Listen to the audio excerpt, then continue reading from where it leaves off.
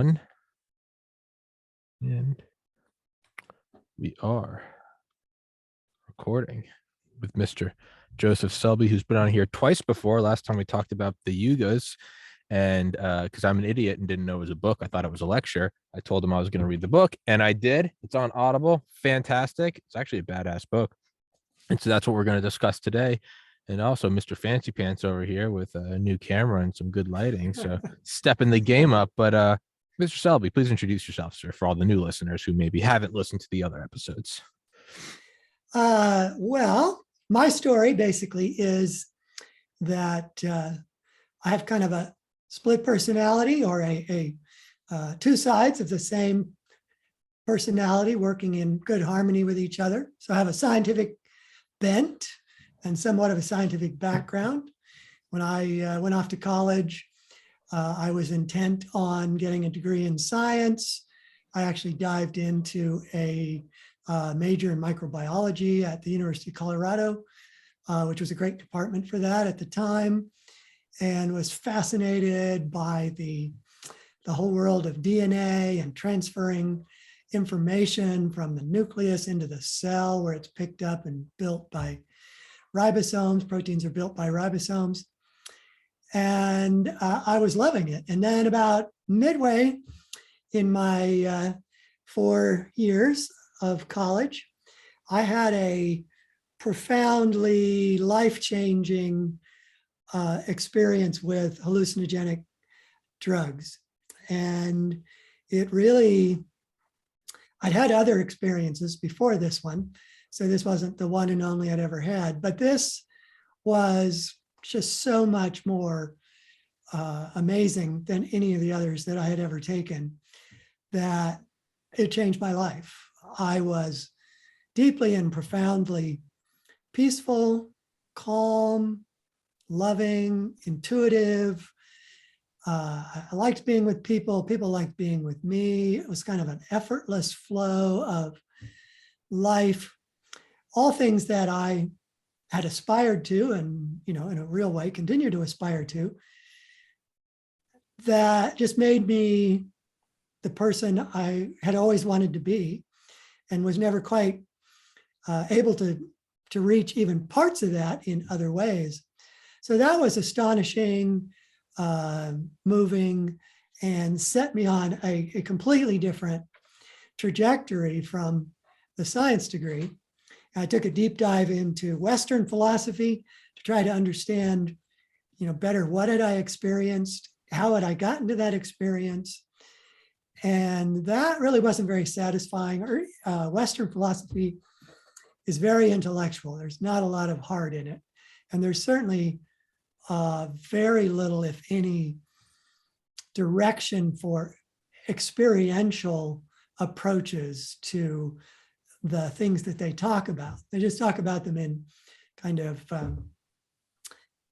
the grand scheme of things, but not in the small scheme of things, as in what this means for an individual and how it can guide their life. So I had already gotten interested in meditation. I had already gotten more interested in Eastern teachings. So I decided to leave the University of Colorado and go to UC Berkeley in California, and took a deep dive there into Eastern philosophy, Eastern history, primarily of India. And there I began to, get more of a sense of what I was really looking for. But ultimately, I didn't find it there either. But while I was there, I became a disciple of Paramahansa Yogananda, who wrote the Autobiography of a Yogi. Wonderful book, by the way. I recommend it to anyone. I can't tell you how many people have said reading that book changed my life. And then that led me to finding a community in the foothills outside of Sacramento called the Ananda Community. And I moved there in pretty short order. And that became really my life path.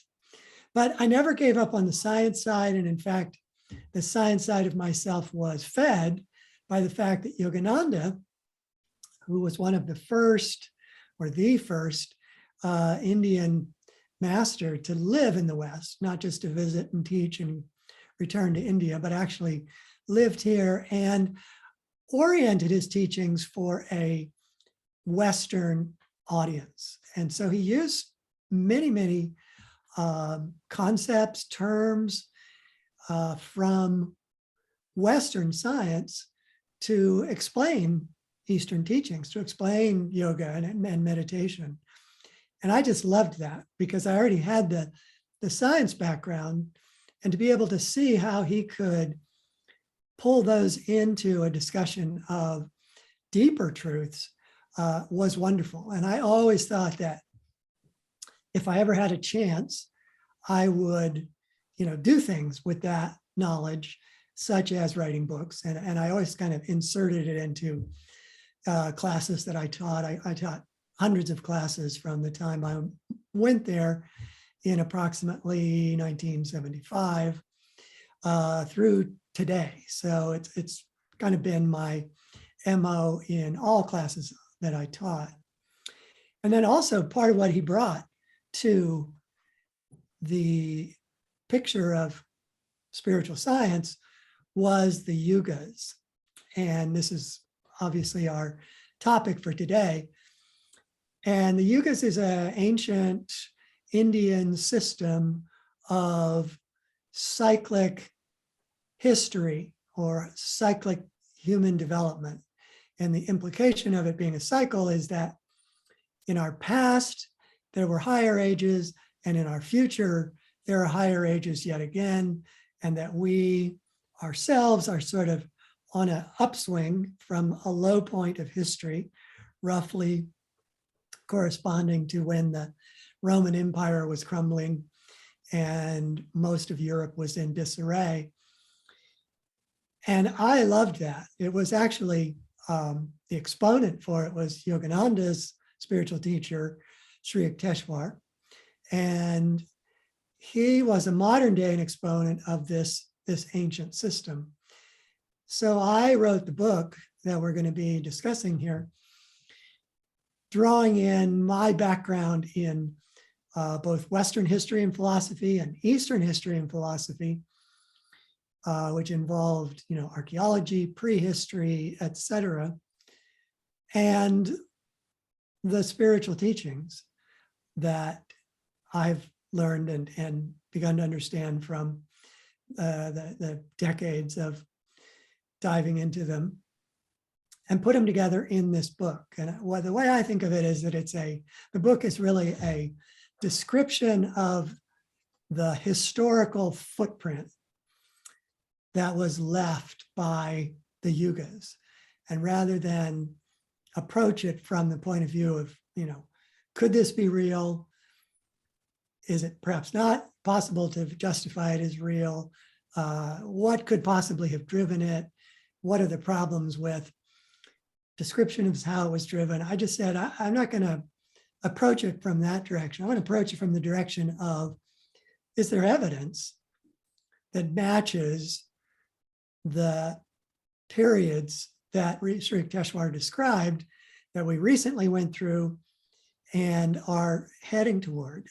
And so I looked into, does the archaeological record, does the historical record, the prehistorical record, does paleontology support the cycle, the cyclical nature of the cycle as he described it? And I found that there was a huge amount of support for the way he described it. How would you tie in, for all future listeners, today's Wednesday? On a side note, actually, I say this a lot when I'm talking, if I'm about to refer to a current event, I say for all future listeners, but because it's not live, technically every listener of all time is a future listener. Been meaning to make a note of that. But for all future listeners, today is Wednesday, March 9th, 2022 at 4:45 p.m. Eastern time. Where would you tie in not just COVID, but the invasion of Ukraine with the Yugas? Does it support this? Is it in line with this? It's there's a very good match. If you look at our times as a time of rapid change, sometimes for the good, sometimes for the bad. If you look at trends like the creation of the Soviet Union and the breakup of the Soviet Union, and now Putin trying to put the Soviet Union back together, and you look at the incredible coming and going of national boundaries in Africa and national groups in Africa. You look at the colonial times, which, extended European power all over the world. And then that power fell apart because it wasn't practical or morally defensible any longer. And it's clear that the last 100 to 200 years has been a time of incredible political change, national change, and has meant a lot of wars. I'm not going to go into every war that's happened, but, pick one. Second World War created immense change and changed a lot of national boundaries, including in the Near East. And now the Near East is in disarray and trying to re-find its natural balance, and on it goes. So all of this, according to Sri Yukteswar, would fit his description of Dwapara Yuga, which is the second yuga in the cycle. The lowest most yuga in the cycle is Kali Yuga, and yuga simply means age, and Kali in this regard means dark. So we just went through the dark age, and we're entering Dwapara, which only means second. When yuga. When did we come out of Kali Yuga? Sorry. Kali Yuga finished in 1700 AD, although there was a transition period going in and a transition period going out.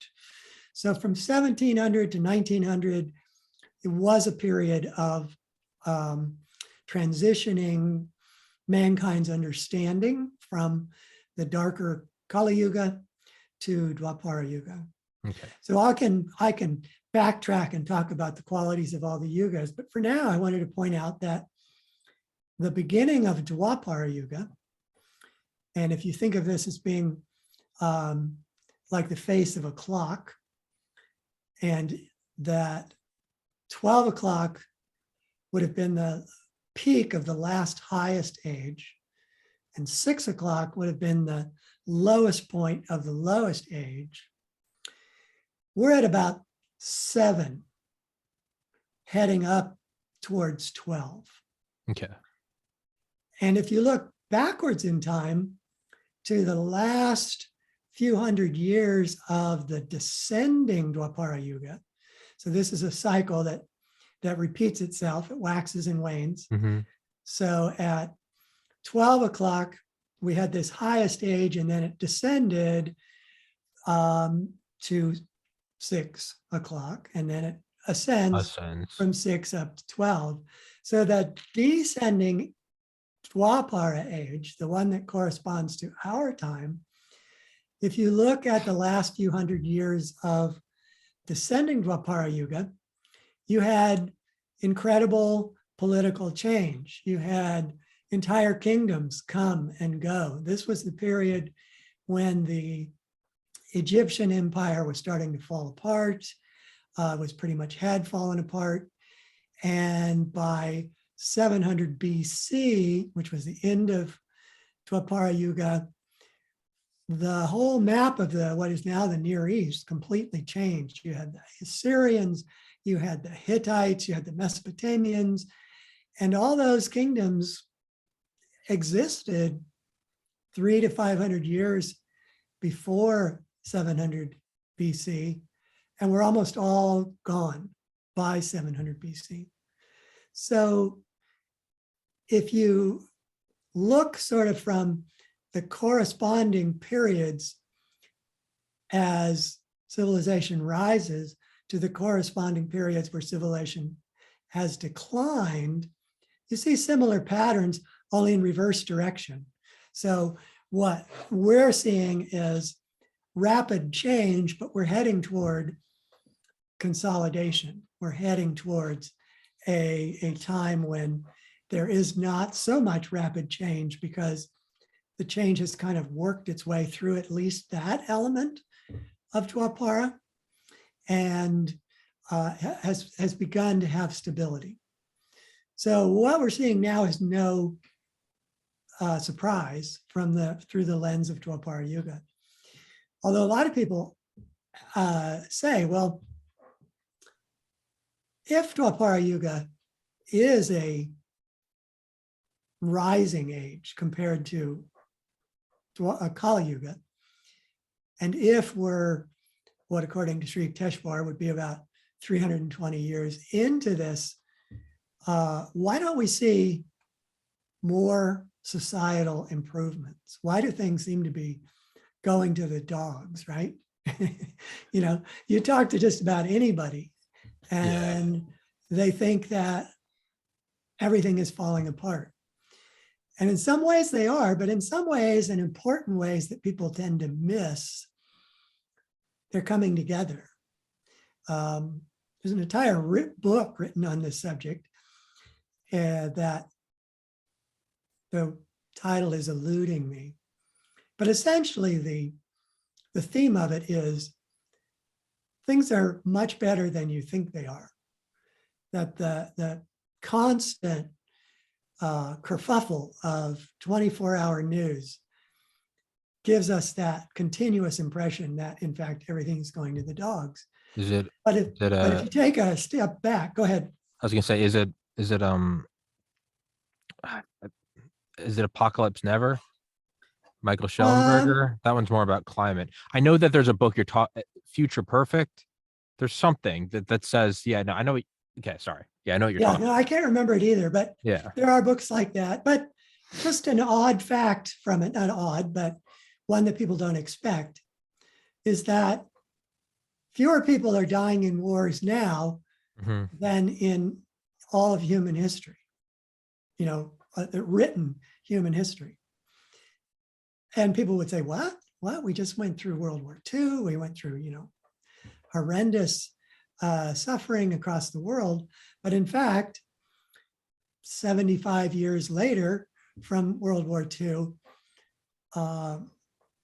big losses in wars are just no longer acceptable. You know, we're lamenting the Ukrainian war, and it is lamentable. And I don't mean to in any way imply that it's a good thing. Sure. But the number of deaths on both sides are in the hundreds to low thousands. Nobody knows for sure. And you compare that to World War II, where there was atrocious levels of death. It'd be 5,000 in the morning. Yeah, exactly. So, although it's hard to see from the welter of bad news, there are tiny improvements like that. There's also expanded life expectancy, you know, worldwide. There are fewer infant mortality, less infant mortality. Education across the world has improved.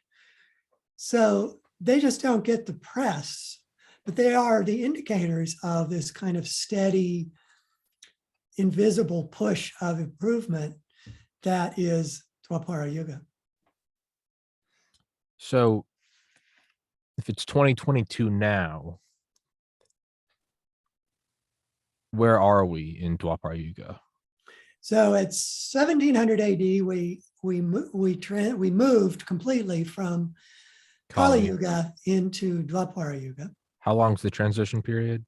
Good question. So I should give some time frames to all of these. So Kali Yuga is 1200 years, but there's two of them back to back. So you've got one that goes from 5 to 6 on the clock, and there's one that goes from 6 to 7 on the clock. Got it. But there is a transition of about 100 years on either end. So Dwapara Yuga also has a transition. So also on either end. So it's 200 years And then from 1700 to 1900. Now, I haven't really talked about the kind of overarching qualities of any of these yugas. And the Dwapara Yuga quality is awareness of energy, that mankind as a whole becomes more aware of energy and on an outward level can begin to exploit it. In Kali Yuga, mankind as a whole can only understand matter, where the energy that we understand in Dwapara Yuga is that which underlies matter. So that 200-year transition from 1700 to 1900 was marked by discoveries in and uses of energy that remade civilization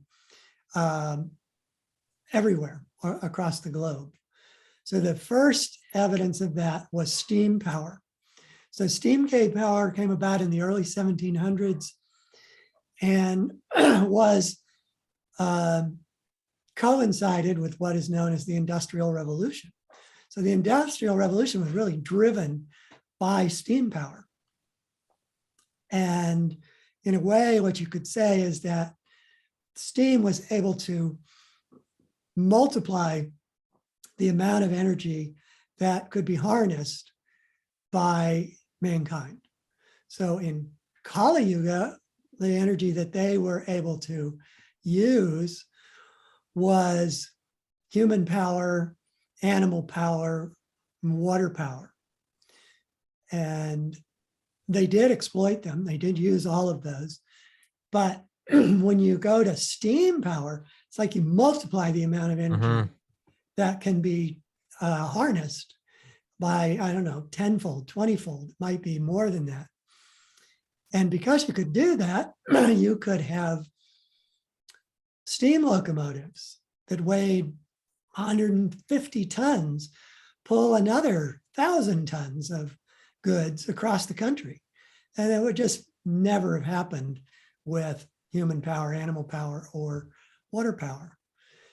So steam power really was the primary way in which Dwapara sort of revealed itself until the late or mid 1800s, when electricity began to be understood and then finally put to use. And electricity was many folds more powerful than steam power. So right up until about 1900, you were seeing these tremendous leaps in use. But then in 1900, when we fully entered Dwapara Yuga, a correspondingly deeper awareness of energy took place. And that was probably clearly most noticeable by Einstein's special theory of relativity, which he published in 1906, I believe. And the core of the special theory of relativity that we all know from the elegantly simple equation E equals MC squared is that matter is basically energy in another form. That energy is congealed, condensed, however you want to think of it, to form matter. And that if we can liberate the energy that is in matter, then we get, I don't know, a millionfold increase in energy that we can exploit from even electricity. And we saw this come about for good and for bad with 1945. the age of nuclear energy. We had bombs, but we also had nuclear power plants shortly thereafter, which are arguably still not so good, but just strictly looking at them from the point of view of Energy, how much energy they could develop for mankind's use. And interestingly enough, Ukraine has 6 of them. And there are many countries who are still very dependent on it.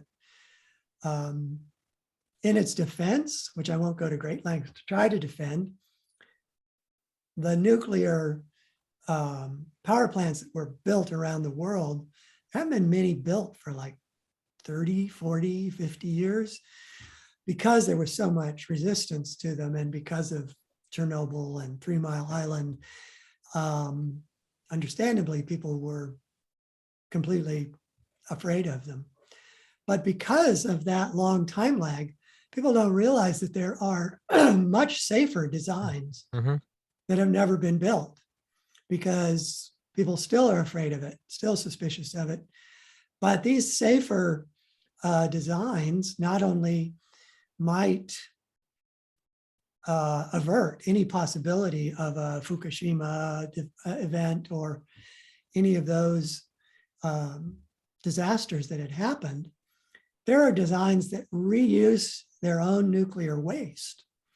So they take care of that problem, which is still just a lingering nightmare for us as a civilization.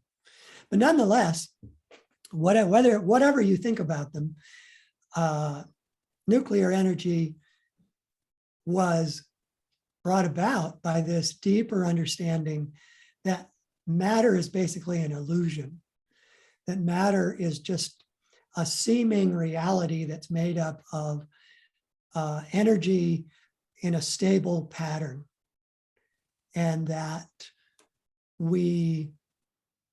by knowing that, we can exploit it in many, many different ways. And we also, in this same 20th century, as nuclear energy, we exploited solar energy and other more subtle forms of energy that are still in kind of the, research level, like fusion rather than fission. So that, if it depends on where you want to start, from 1700 to 1900, civilization was transformed around the world because of steam energy and electricity.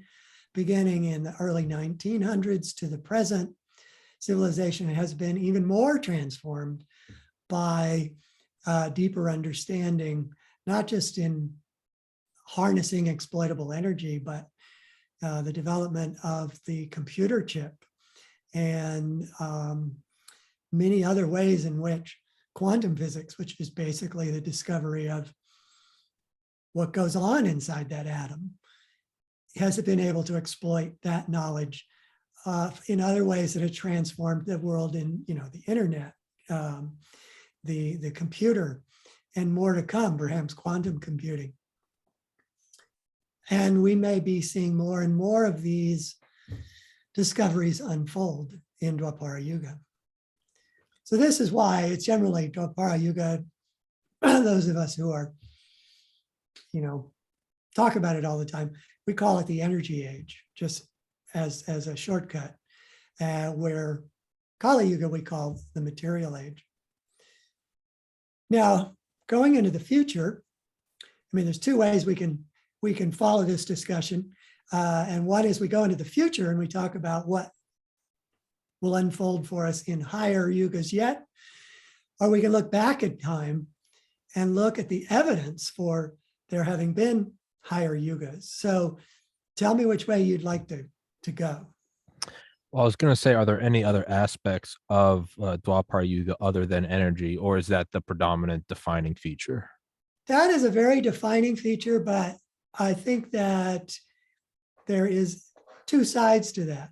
And one is what I've been talking about, is knowledge of energy and how to exploit it for outward human use.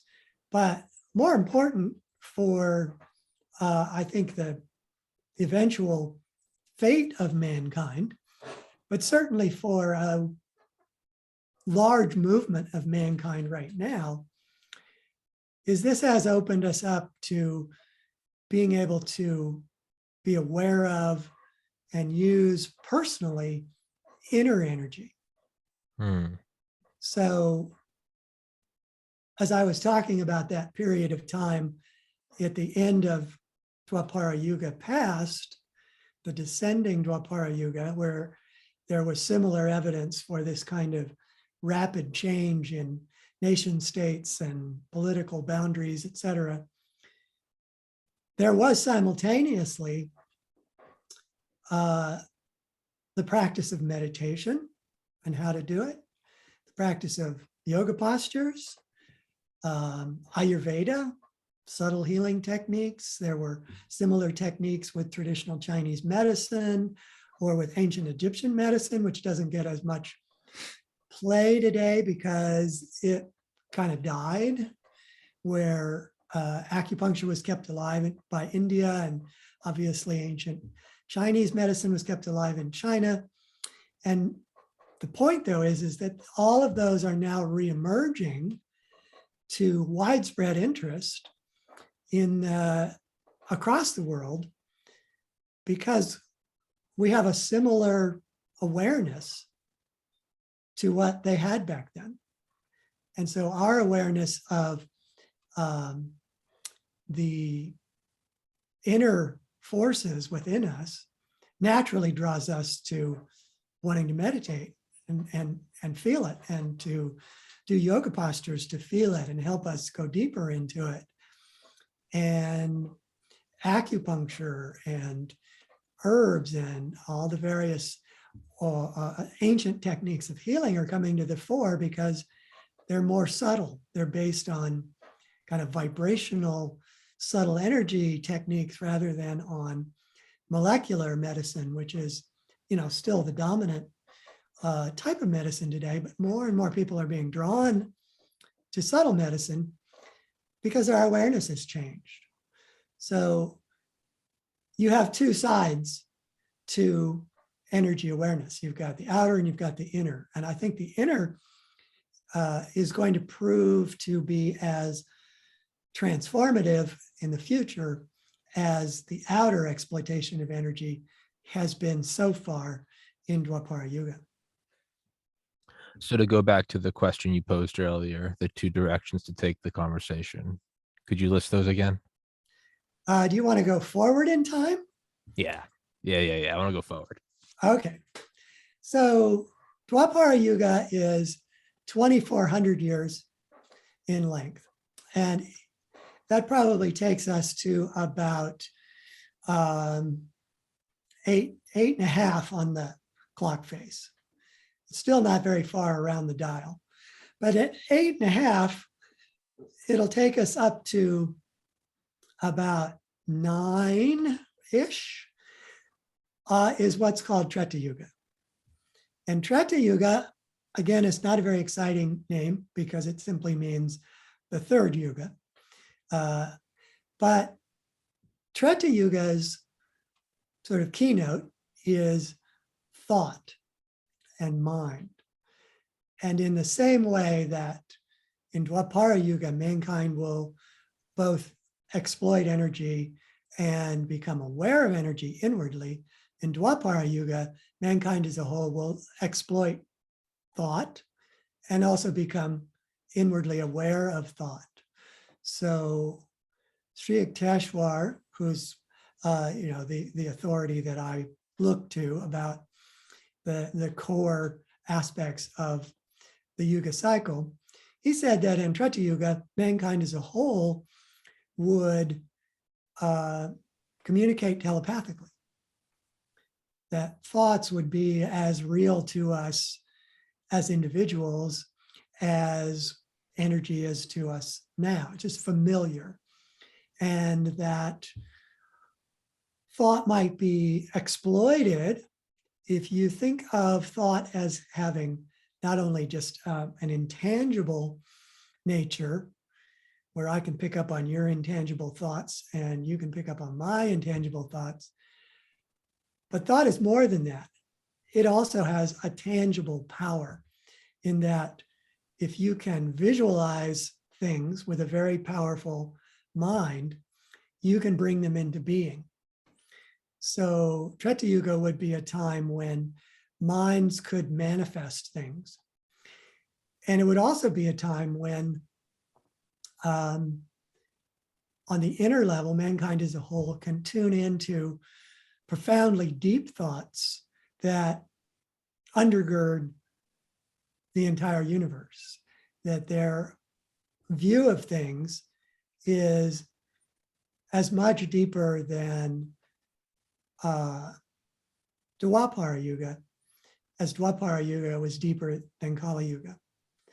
So we will become instruments for the use of that power as individuals, and technology will fade away, if it hasn't already faded away in Dwapara Yuga, because it's just unnecessary. The abilities of the mind to manifest, to create, to communicate, to know intuitively will be just so much greater than anything technology could come up with, that society as a whole will just lose interest. So Treta Yuga will, if you follow the analogy of the clock, we're going from about 8.5 up to 9, maybe a little past 9, and now we're going from a little past 9 all the way to 12 o'clock. And that is because Satya Yuga, the last stage, the highest age, is 4,800 years in length. So Treta Yuga with 3,600 years, Satya Yuga with 4,800 years are much longer combined than Kali Yuga and Dwapara. Kali Yuga and Dwapara Yuga are basically have short spans and are low on the cycle, where both Treta Yuga and Satya Yuga are much higher up in the span and last much longer. Now, Satya does have a cool meaning. Satya means God or God consciousness. So Satya Yuga is the age of God consciousness. And in this age, mankind as a whole will know that consciousness, infinite intelligent consciousness, exists, and that just as thought underlies matter, or underlies energy, in Satya Yuga, they'll know that consciousness underlies thought, which underlies energy, which underlies matter. And that this will be commonly understood. Now, I think, given the trajectory, the current trajectory of population growth in the world, that we're going to see a peak of human population reached. Demographers disagree whether that's going to be in 50 years, 100 years, 150 years, but somewhere in there, demographers believe that the population growth, or the total population, is going to start going backwards in size. And the reasons they put forward for that is that as nations in the world in the present have reached greater prosperity per individual and greater education for individual, their birth rate has declined. And in America, our birth rate would be going backwards if it weren't for immigrants. And in Europe, the same is true. If they weren't seeing immigration coming in from Africa or from the Middle East, most European countries would already have seen a decline in population from their peak. But in 100 years, the assumption demographers make is that most of the world will have achieved greater prosperity and greater education, and that worldwide population numbers will start falling. And once they start falling, they actually fall in real numbers tremendously quickly. So let's say that we reach 9 billion, which is kind of the guessing point for demographers in the next 100, 150 years. In 100 to 200 years after that, our population could be down by 1 billion. And 100 years after that, it could be down by 200 billion. I mean, 2 billion. So it doesn't take long. And by the end of Dwapara Yuga, we could have population, worldwide population under 1 billion. Yeah. And if the trend continues, as I believe it will, by the end of Treta Yuga, we could have population in just the millions. And this could explain why, if we're looking back in time to Satya Yuga, this could explain why there isn't much to find in terms of artifacts or architecture left behind, is because as societies with the ability to manifest things, one. Yeah, you need less shit. Two, with a consciousness that is not interested in things, frankly. Not interested in houses and Ferraris and yeah, or even building grand temples, which today we would think of as being a spiritual expression of a civilization. They don't need it to be big and grandiose. There are temples that were built in Satya Yuga in the past, but they're very simple, very small. So what I think most people lived like in Satya Yuga was simple. And then from a outer point of view, if we knew nothing about what they thought or what they were capable of perceiving, we would think that they were simplistic cavemen. Yeah, they were hunter-gatherers, or that they were just people who. But they might have been a bunch of Buddhas just walking around just in ecstatic bliss, and they might look at us and go, oh, those poor guys, they need cars and houses. Oh, look at these poor schmucks, they got to get laid and have a fucking penthouse. They look at us like we're cavemen. Yeah, or idiots, whether cavemen or not. Yeah, they probably. And I'm sure they wouldn't actually look at us as idiots, but they might feel sympathy for us. That I think that's what. We would have a society that draws us to work 35, 40, 45 hours a week to maintain a house and a car and a family. That doesn't. And there's no time for us to have an inner life. There's no time for us to touch that realm of consciousness that is their moment by moment reality. Yeah. So that's kind of going forward. And what can be helpful is to just keep going around that discussion and talk about the yugas from the point of view of what might have been happening in the descending Satya Yuga, the last one. And that started at about 11,500 BC, and it went to 6,700 BC. So that's the 4,800 year span of descending Satya Yuga. Have you watched any of the Joe Rogan episodes with Graham Hancock and Randall Carlson? I haven't caught him on Joe Rogan, but I'm very familiar with Graham Hancock. In fact, I know him personally. Oh, really? And yeah, I mean, he's kind of the guy that set in motion a lot of this interest in the ancient past. With his, Fingerprints of the Gods book. If you think Magicians of the yeah. But what I think you would really like about Randall Carlson is so Hancock's all about like the evidence for these, right? The loss of rare species with amnesia. Right. Randall Carlson is they met, and Randall Carlson had this theory about how there was the Younger Dryas. There was an impact on like the North Pole 11,600 years ago, which liquefied the North Pole in a second and led the Great Flood over the world. And when he and Graham Hancock met, all their stuff laid out perfectly together. And Randall's explained physically what happened, and Graham's explained kind of like the human side of it. How come we don't find any relics? And what you're saying is, well, one, they were probably so enlightened they didn't need any, and then the little bit that was left just got bulldozed by this quite literal biblical wave.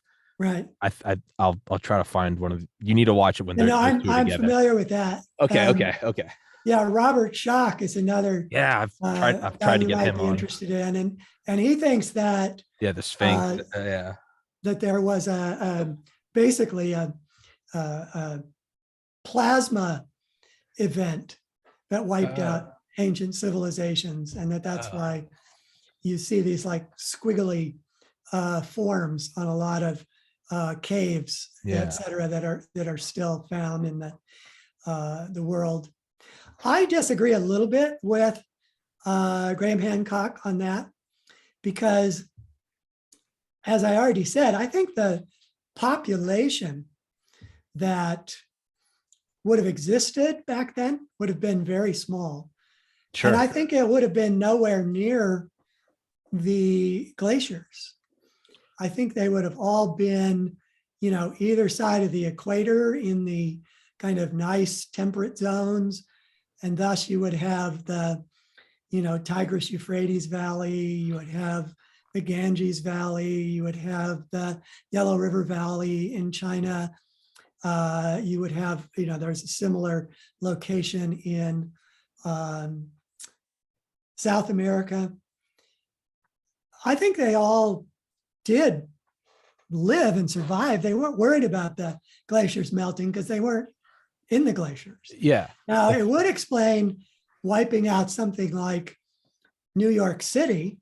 If the remnants of New York City still existed, a New York City that was built 36,000 years ago, then the glaciers would, as you say, have just mushed it to smithereens and left no trace.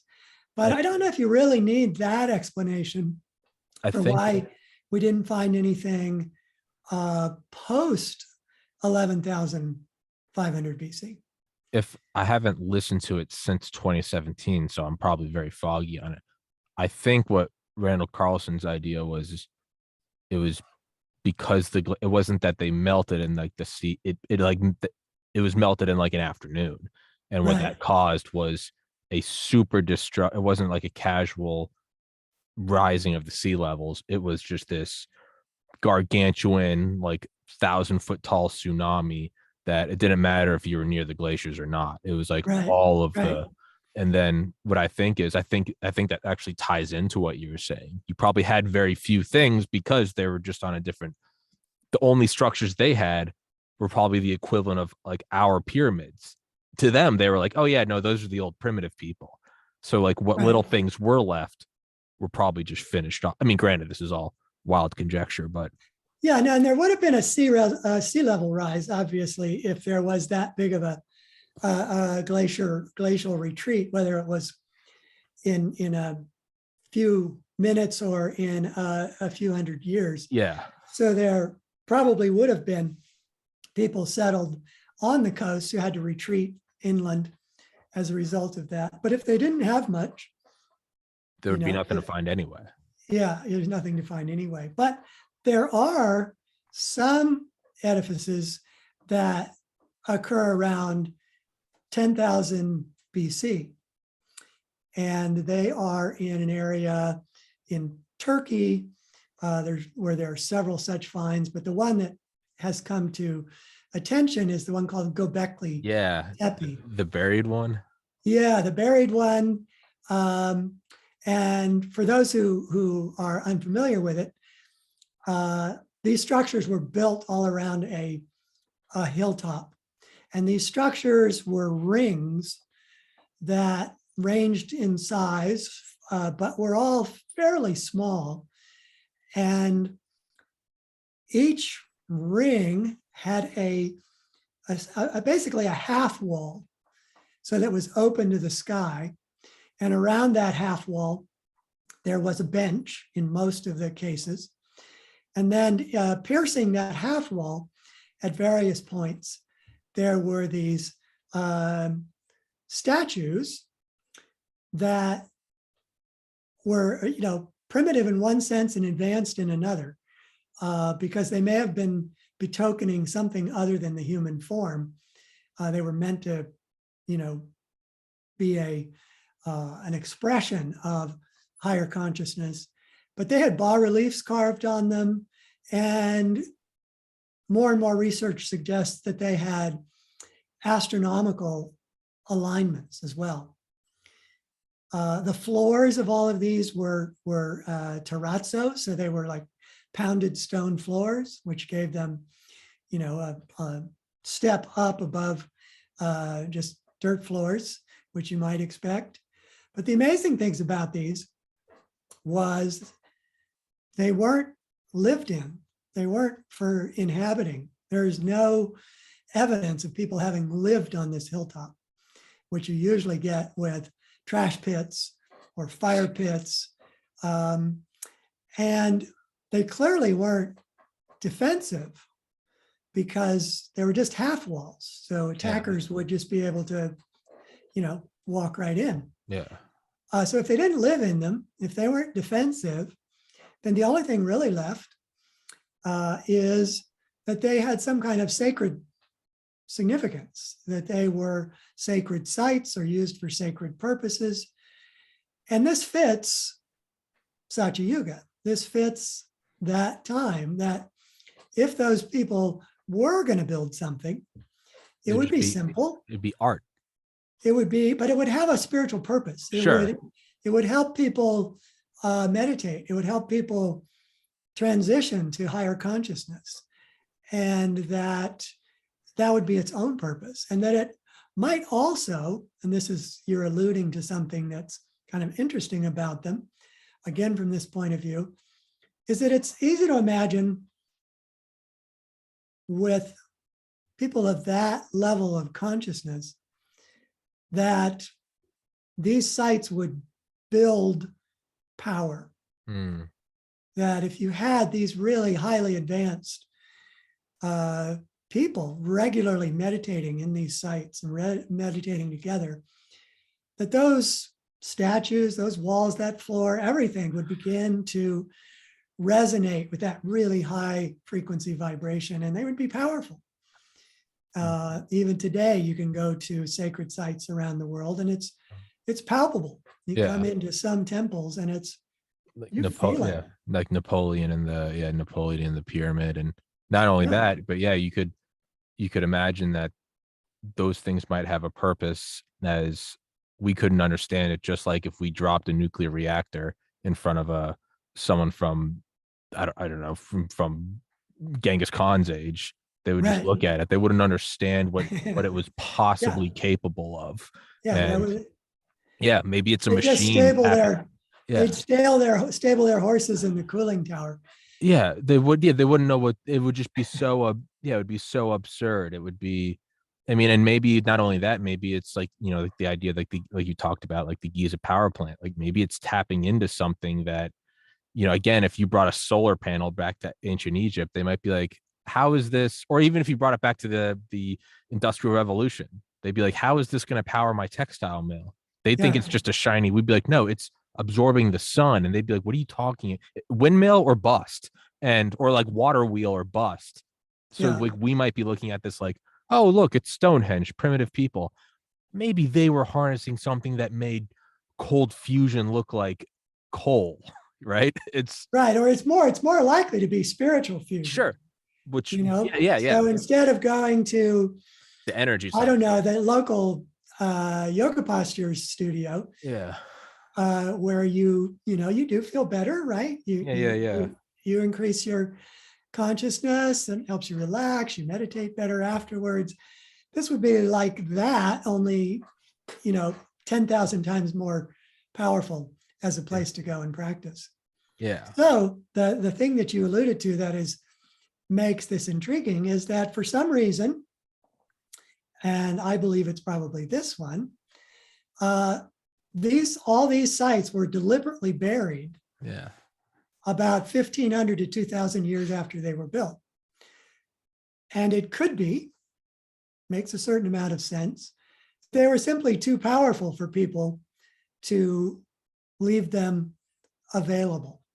and that they filled them on purpose to keep people from, I don't know, being hurt by them, basically. Like loose nukes after the fall of the Soviet Union. Right. Got to get rid. Right. Got to track them down, and you got to get rid of them. Yeah. And there were a lot of these. There were 20 rings around this one hill. There's another hill in Turkey where there might be as many yet.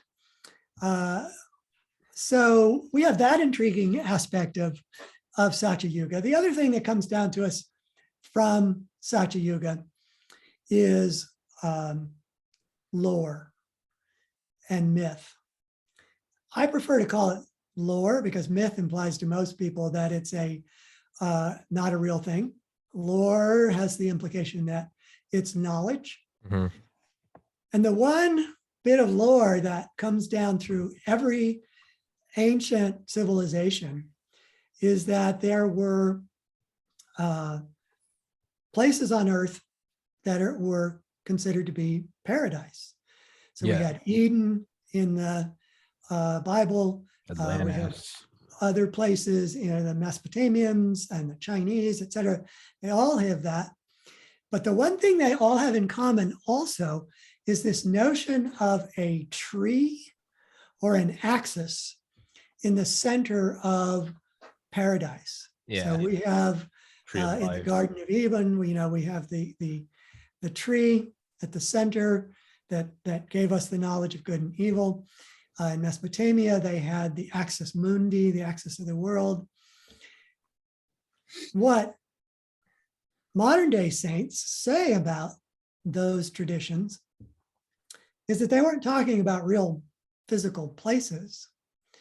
They were talking about a teaching, and that the teaching is if you get into the center of yourself, if you get into your axis mundi, or if you get in your own tree of life, then you're in paradise. And that axis, that tree is the spine. And if you know anything about Eastern teachings, you've probably heard of the chakras being centers, Kundalini energy, life force. So those myths, those bits of ancient lore that came down to us indicates, well, one, that they knew about this, but two, that this was the single most important thing that they could pass on to succeeding generations who were now in a downward cycle. So it's sort of like the old thought puzzle. If you were alone on a desert island, what would you want to have with you? So you turn this around in a way and you say, well, if there's anything that we could do to help, you leave behind for them to find, what would it be? And you think that's like what the pyramids are or something? Yeah, because exactly. everything it infers from the precession of the equinoxes to the north-south, to the longitude-latitude, to talked about the Piri-Reis map. Like, that's what I've always thought, that like if you left something behind, you would leave something behind that on the surface looked like, oh, it's a cool pyramid. But as you dug deeper, it started to give little clues. You're like, wait, how do they build this? And that would intrigue you more. And then you'd start to look at it and be like, well, let's line this up with satellites and stuff. And next thing you know, you'd be like, this is not an accident. It's sorry for interrupting you. Yeah. What would you leave behind? What would you leave behind? So I think the lore was the part they left behind from Satya Yuga.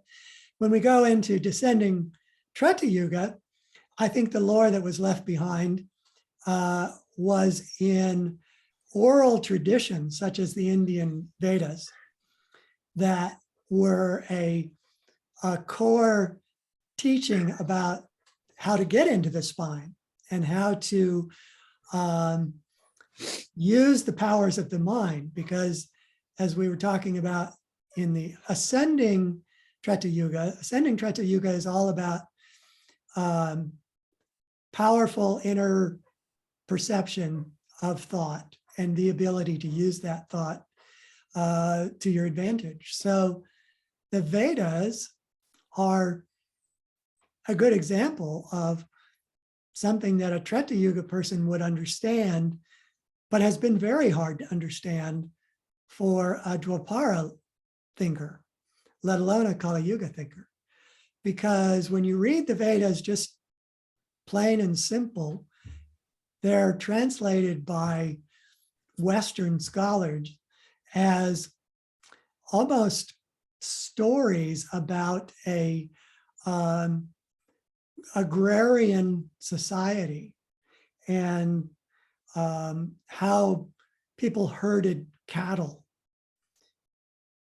But according again to the saints and sages who understand them more subtly, when they talk about the word that has now been interpreted to mean cow, they're talking about inner light, the perception of inner light. And so if you're a herder of cows, you're a herder of interior divine perceptions. And that everything in the Vedas has that subtle meaning most profoundly. And the rest is just sort of accreted to it over the millennia. Yeah. Like putting something in a copying machine and then like whatever, any typos or like a piece of dust or something, it gets copied and added and added. And the reality is we're missing the point. It's like, oh, they aren't lowly shepherds. It's like, no, they are these masters of light source and internal bliss and awareness. And we're like, oh, it's a shepherd with sandals walking around sheep Right, poop. And right. it's like, no, dude, these guys are Buddha. Like, yeah. Yeah. And it's not so much that it's interesting you brought that up about like the copying machine, because I would agree with you in almost all other contexts of ancient oral traditions, except for the Vedas, because the Okay. Vedas, the givers, the bestowers of the Vedas simultaneously bestowed a system of keeping them accurate. So Okay. that even through generations of oral tradition, they had a way of, this is a really simplistic way to say it, but if you started to say in a way that it didn't rhyme, then you were making a mistake. Ah, And okay. you had to find your way back to the way it rhymed. Now that's super simplifying how they actually did this, because there were 10 different ways to check to make sure that each Everything was generation aligned. Okay. had actually done it perfectly as the previous generation. But what became lost, maybe, by Dwapara Yuga, descending Dwapara Yuga, was what it meant, what the interpretation of it.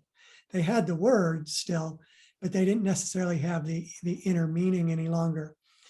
So those are a couple examples of artifacts that you might consider from Treta Yuga, even though they are soft artifacts, if you will, they're a tradition. But then we get to the Great Pyramid, what a favorite area for me to talk about.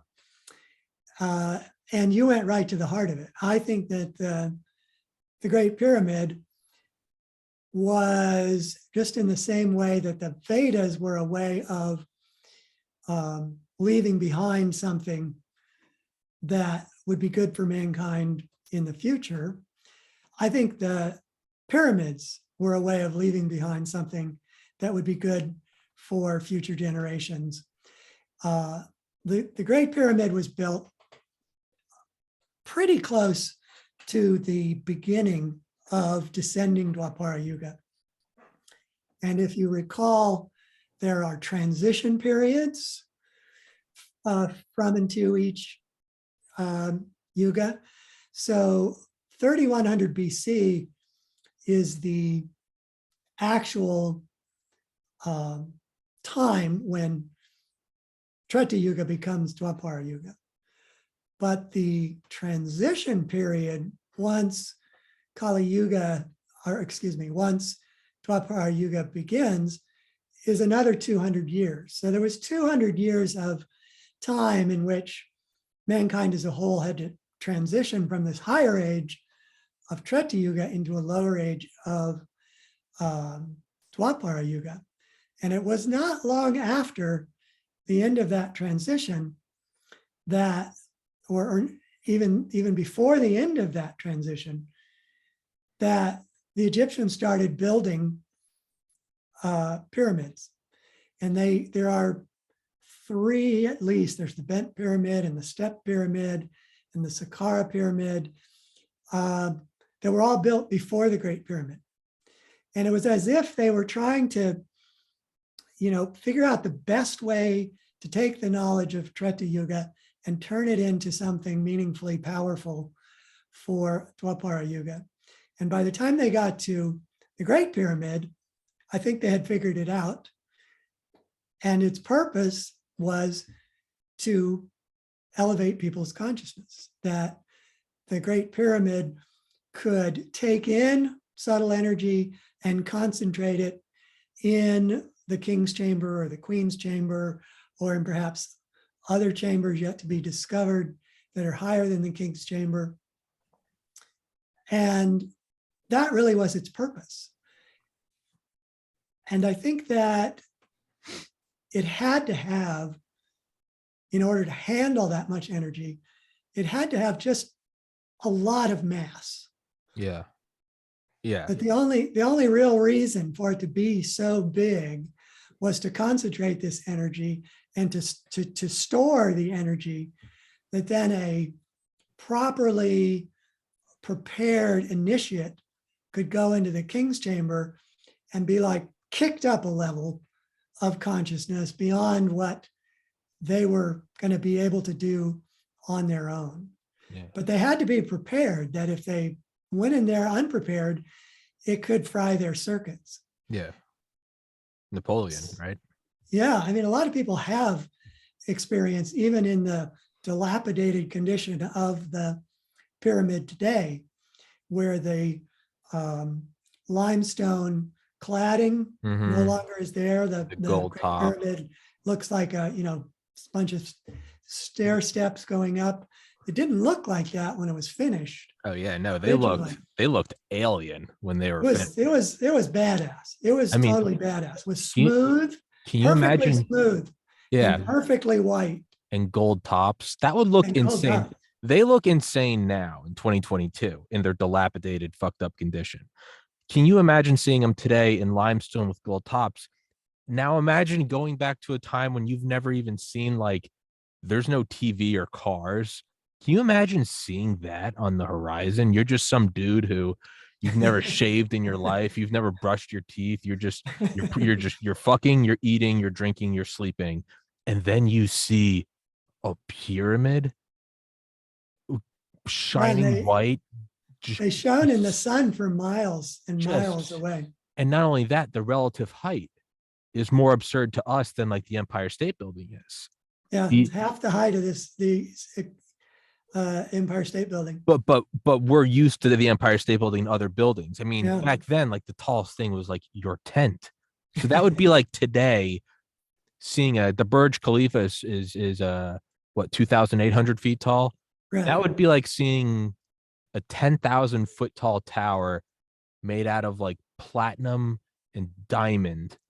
And if you got close to it, you got a better high than any drug. Right. That's what it would be like. Yep. Yeah, no, that always melts my mind. Imagine seeing that. You've got a donkey. You've got some, like, I don't know, E. coli, like tainted water. You don't know a thing. Well, there had to have been a significant part of the population who did actually know what it was. Oh yeah. No, you're right. Yeah, you're right. I'm projecting. Yeah, no, you're right. Yeah. But that's sort of the way it was looked at 2,000 years later, when no one really understood what it was. It popularly became thought to be a tomb, which is ridiculous because, one, it is just monumentally huge, unnecessarily huge to be a tomb. Absurd, yeah. But it's not a pretty tomb. If you go inside, it's bare bones. It doesn't have any of what you would expect to be the gold filigree and pomp of an emperor's It's not final Versailles. resting place. And there's not even any evidence that kind of stuff was stolen because there's nothing on the walls. They're just flat. Yeah. And it really feels much more utilitarian, Yeah. like a factory building than it does like something ornate. Plus, there are air passages into the major chambers. You would never put an air passage into a tomb. The whole point of the tomb is to keep the air out, to keep the body from decomposing. So you wouldn't just deliberately make the ultimate tomb a failure by perpetually keeping air in the chambers. The only reason there's air is because people were in them doing things. And there's a lot of wonderful things about them. How the precision of the pyramid is way beyond anything that archaeologists today can explain as to how they could have been built using stone tools and rope. And even if you give them the advantage of the square and the dividers, like you think of the masons, give them all that stuff, you still can't explain the precision to which they were built from that kind of knowledge. I remember when I first started learning about Graham Hancock. This is back when I was really into graphic design and Photoshop, and I couldn't put it into words. I think you've put into words. It's like, if you left something behind on an island, what would it be? That's what I was aiming for, was like, how would you let people know that this wasn't just a pyramid? That as time went on, you'd have to look at like history again, like the Piri Reis map. You'd have to start thinking about latitude, longitude, and ice. You'd be like, wait, hold on. There's no way this could have worked, right? And the only thing I could think of is I made a Photoshop of it. It was like a picture of one of the astronauts on the moon and standing by a crater. And in the crater, I had photoshopped one of the heads from Easter Island. Right. And that's that's the only way I could convey the feeling. You'd see that and you'd go, not only how did they make that, how did it get here? And just that one thing, just at the head of Easter Island, sitting in a crater on the moon, that simple existence would have to imply so much. And that's kind of how the pyramids feel to me. Right. Is their implications and then matching up with history and discoveries. And you're going, wait. We are completely wrong. Yeah. No, I agree with that. Yeah. It's, by the way, I got to wrap this one up in like a minute or two. I got another guest in 10 minutes. We can do like 5 more minutes. We can definitely continue this podcast. I feel like I definitely should have allotted more time for this one. But where should we end this one? And well, let me just finish the loop. Oh yeah, sorry. I interrupted you. Sorry. Well, no, we were almost there.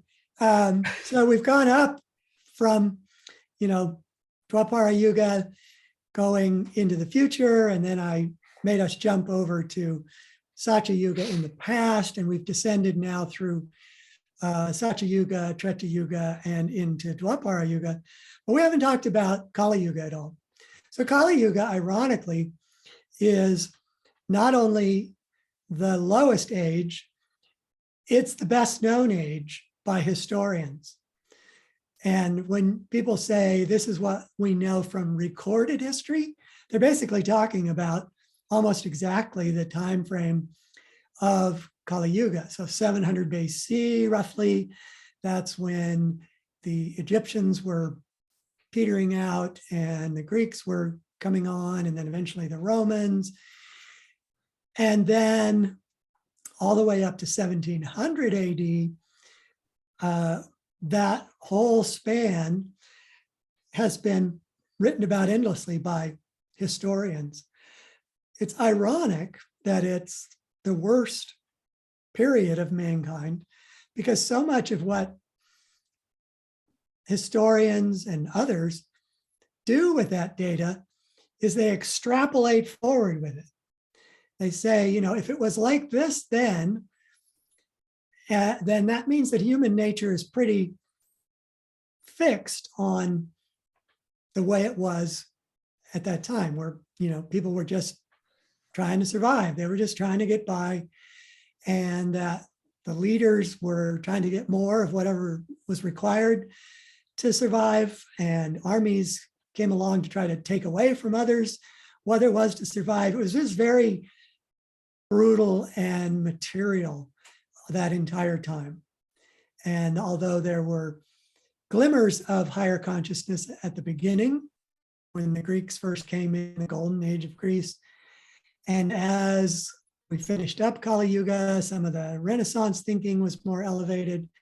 But basically, the lion's share of those two Kali Yuga periods back to back was pretty brutal. The bottommost point was when the Roman Empire fell apart.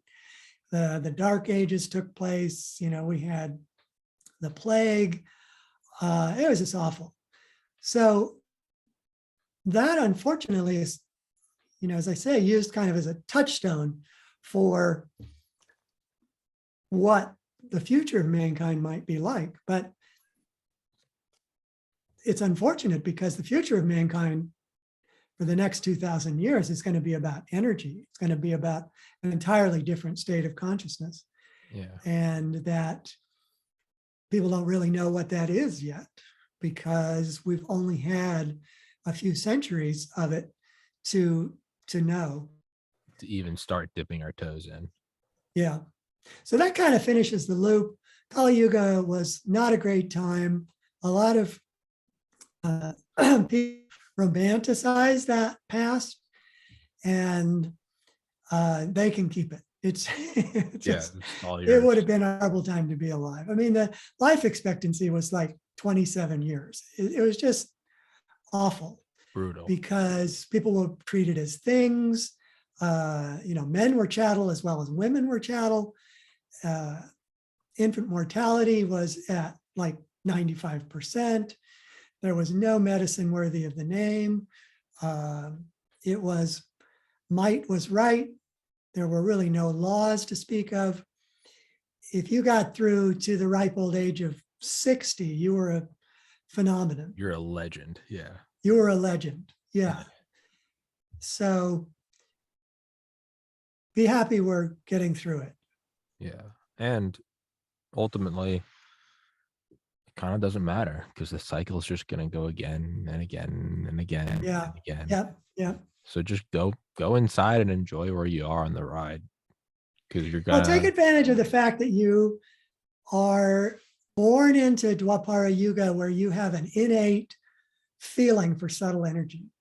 I think in Kali Yuga, if you taught somebody to meditate, they wouldn't get it. No. If you had them do yoga even postures, they they wouldn't get it. They wouldn't have any inner feeling of subtle energy. But we do. We're born with it now.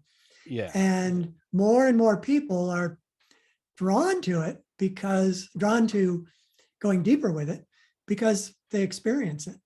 And I think that's the gift of Dwapara Yuga. And that's what's going to take us through to Treta Yuga, where we have even more amazing abilities.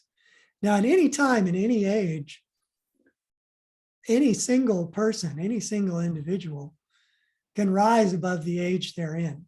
Yeah. And achieve these heights. Yeah. But those are the rarities within an age. Well, those are the great saints, the great saviors that come with a message for not just their time, but the future. This is what you should do to get there. It's breaking the 4-minute mile, right? Yeah. Yeah. Yeah. Roger Bannister. You can be an outlaw. And then, as you point out in the book, and then other people start doing it because they see it's possible. And maybe that is what ushers in the next stage. Yeah, and that's for accomplishment. I think that the power of meditation is that you don't have to be at the top of your game, so to speak, like Roger Bannister, to gain from meditating, or to gain from doing postures, or to gain from doing Tai Chi, or whatever experiential practices you find your way to, you like them because they give you a direct experience of something, a consciousness that is better than the one you're currently living in. Yeah. And that is the allure of them. That is so powerful. Yeah. When I meditate every day, there isn't some like distant point where I'm like, after I've meditated for 1,000 days, no, every day it's a gift and it's invigorating, and it does get better after thousands of sessions, but each one is good. Yeah. You go up in the classic stair step manner, right? Yes. So you have one day, you have a great meditation. The next day, it's not as good, but it's still good. But you're you look still, back, you're still rising up in the process. But definitely 1,000 days, you can look back and say, wow, this has been transformative, assuming you have stayed with it and given it your mind and heart. I literally do it every day. Yeah. And it's, you look back over the years and you're like, oh, but it never really feels like it. Mr. Selbie, I don't mean to abruptly cut this one off, but I got another person coming in 3 minutes, and I'm an idiot because I book them all back to back to back because I don't know how to stop working. But you've got a brilliant mind, man. I fucking love talking to you. Your books are great. Everybody listening, they're on Audible. I'll put them in the description. Absolutely worth a listen. It's a fantastic, different take on life. And I'm absolutely going to harass you to see if you can get Graham Hancock to come on my podcast. I doubt he will. Most people don't. He's a busy man. I know. He's a busy man. You shoot out 100 emails, 99 won't even reply. 98 won't reply. One will reply and say no, and one will reply and say maybe. So trust me, I have thick skin. So whenever someone knows someone, I shoot my shot. I have no hope that it will work, but I got to try anyway. But with that, let's finish this one up. I will email to you when it's up. We'll schedule another one. I'd love to do another one with you. And all right, again, everybody listening, I highly recommend The Physics of God, and I highly recommend the Yugas. They're both fascinating. I'm my own boss. I wouldn't have you on here if I didn't like talking to you. There's no formalities here. There's no one like, hey, can you have on Mr. Selbie? No, I have you on because I like talking to you. You're a cool guy. So I hope everybody else takes from that what they will. The books are great. They're mind blowing. And yeah, man, thank you so much, Mr. Selbie. Appreciate being on the show, and just let me know when you want to do another. Fuck yeah. If I don't schedule it today, send me a reminder. Send me a reminder right now so I don't forget. And we will do it. Mr. Selbie, thank you so much, sir. All right. I got to run. All right.